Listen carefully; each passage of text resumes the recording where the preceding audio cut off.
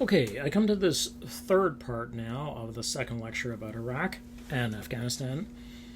And it's going to be helpful because there's so much going on and because I've just given you such a dump of information for us to, for me to try to break this down or organize it into a few key points. So I'm going to show you a slide here in a few minutes, which will organize basically sort of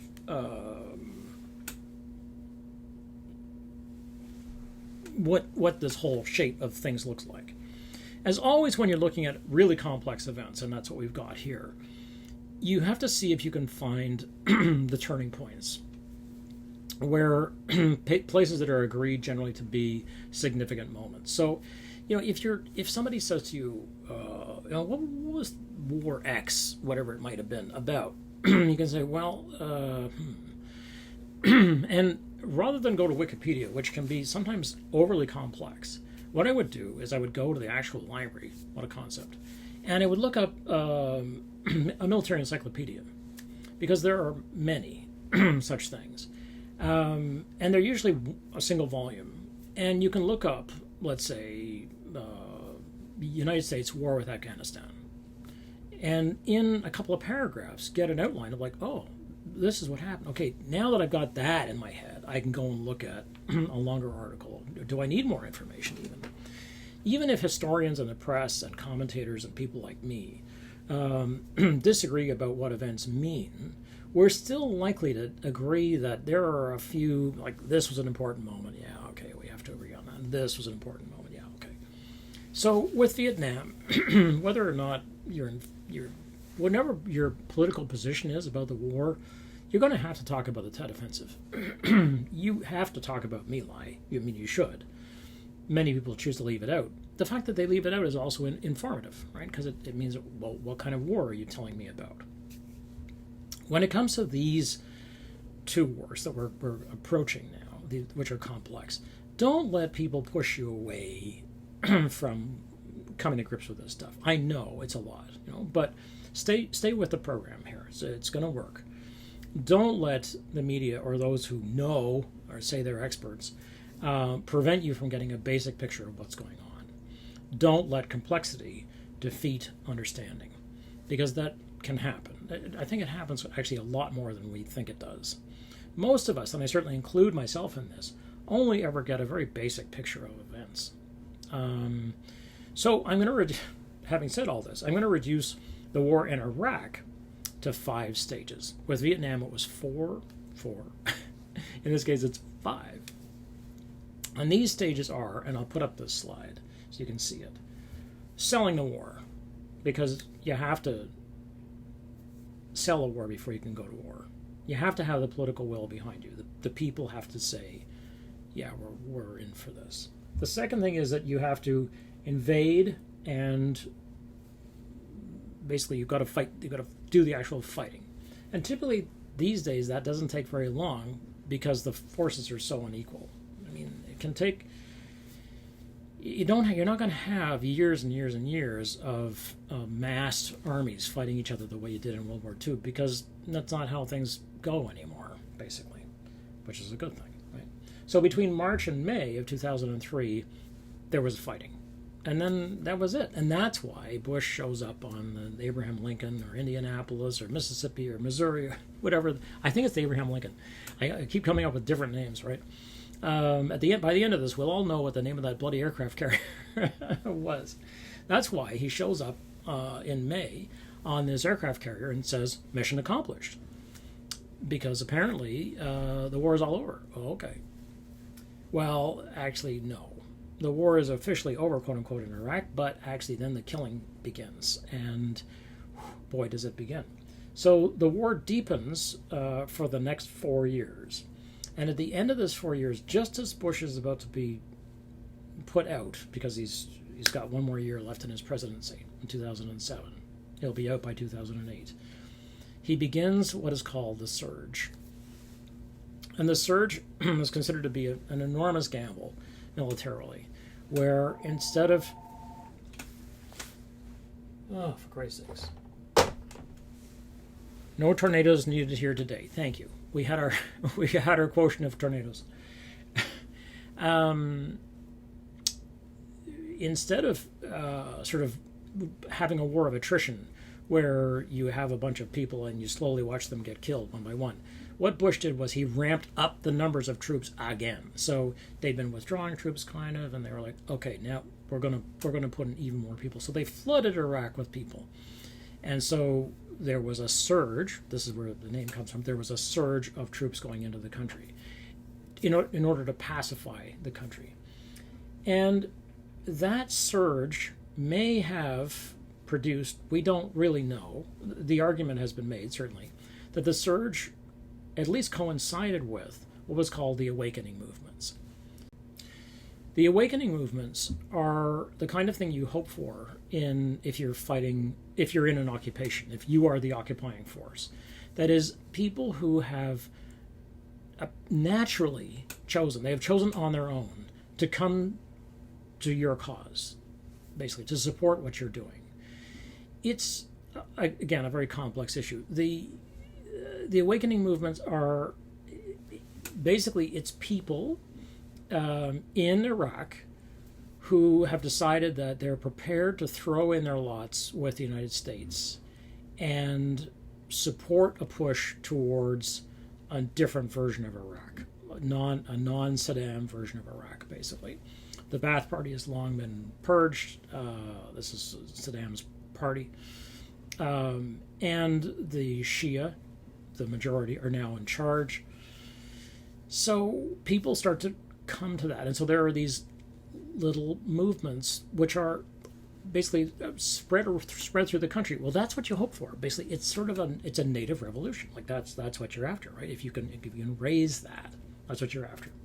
And so from 2008 onwards, it looks as though the country is beginning to say, okay, all right, we're going to run things, and this is going to be different. This is going to be a different game. That's why, by 2011, when Obama is in, the push has been from the Democrats, the left wing of the Democratic Party, on Obama to get out of Iraq. Get out, leave it. You want to leave behind support. You want to give advice. You want to do education, essentially health, education, welfare. That's one thing. But fight, no. Get the troops out, stop it. And Obama, finally, 3 years into his term, decides that he can get away with withdrawing the troops from Iraq without getting slaughtered in the next election, which is coming up, right? 2012. So Obama is coming up for re-election. So he makes his own gamble about that. So the troops are withdrawn by 2011 officially. What they leave behind are teams like the SEAL teams, planes, all kinds of forces are left behind that go on fighting and doing jobs, basically, and support. The CIA is still there. All kinds of black missions are still there. There's all kinds of sort of dirty things are going on. Okay. So have a look now at basically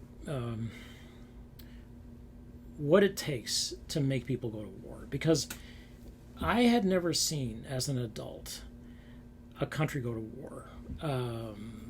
In Grenada, the Falklands in the early 80s, the Falklands for Britain, Grenada in 83 for Reagan. But they were little police actions. It was like, yeah. And then 91, it was a war, but because of the Powell Doctrine, it didn't look anything like what we had seen before. And that was the idea. That was the purpose, right? But it was bad. I mean, I remember, when Iraq invaded Kuwait, people started talking about war right away, and they were like, "Let's go, let's do it." That was frightening. It was very frightening, and it was bad news, and it was enraging because there was nothing you could do about it. But this was really something else. It was madness, and it just flooded the United States, and it flooded the Allies. Canada went nuts. Britain went nuts. It was the French went nuts. I mean, everybody went nuts. Everybody was like, "Yep, for Afghanistan. You know, the Hunt Bin Laden, we're all in. And Canadians were crazy about this. They were like, oh, they hurt our friends, the Americans. It's like, well, somebody did. I don't think it was this whole country. You know, Osama bin Laden never ran Afghanistan. Why would you bomb a whole country? Because this one guy and his small network managed to get through your security network. It's bizarre, you know. But so there's a certain kind of insanity there. And this next clip talks about that. So let's have a look. Let's get in there. Let's kick the hell out of them. It turns out it's not that hard to get a country to go to war. That even in a country like the United States, where there is freedom of information and multiple media channels, that an administration can just dominate the debate, dominate the argument. We have this idea that we have lots of information available. There's so much that's not available, and so much of the truth, quote unquote, is obscured by political actors who don't want the world to see what they're doing. Needless to say, the president is correct. What's going on, I'm sorry to say, is a belief that the public doesn't need to know. Policy is? I'm working my way over to figuring out how I won't answer that. Limiting access, limiting information to cover the backsides of those who are in charge of the war is extremely dangerous and cannot and should be accepted. Now, I'm sorry to say that up to and including the moment of this interview, that overwhelmingly it has been accepted. The Pentagon, for many years now, since Vietnam, has worked extremely hard at shaping news and how the media reports that news. We train people to say certain things in a certain way. Our defeat and humiliation in South Vietnam. What they learned from Vietnam, above all, was that they lost the war because they couldn't keep it private from the American public. After the Vietnam War, the Pentagon began studying how can we make sure there are no more body bags in American living rooms? And we must find a way to no longer allow reporters in the field to actually see death. You get to the Iraq War when they discover this new typical bit of Pentagon jargon called embedding. Gunfire coming from the tops of the building. We've gotten to know these Marines very well. We do live with them, we eat with them, we travel with them.